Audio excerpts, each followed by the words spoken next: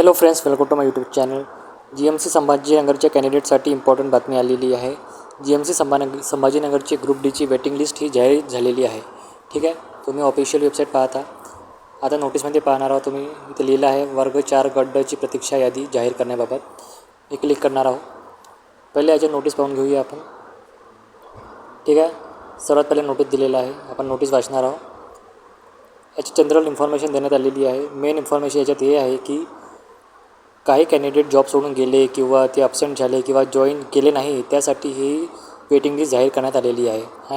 आणि तुम्ही पाहू शकता वेटिंग लिस्टची ही व्हॅलिडिटी ही 31/12/2027, म्हणजे कमसे कम 1.5 वर्षासाठी वेटिंग लिस्ट व्हॅलिड राहील. म्हणजे 1.5 वर्षाच्या आत कोणी जर जॉब सोडून गेला तर तुम्हाला बोलवण्यात येणार आहे. ती चांगली गोष्ट आहे. तुमचे चान्स राहणार आहे 1.5 वर्षापर्यंत. आता प्रत्येक पोस्टसाठी वेगळी लिस्ट देण्यात आलेली आहे.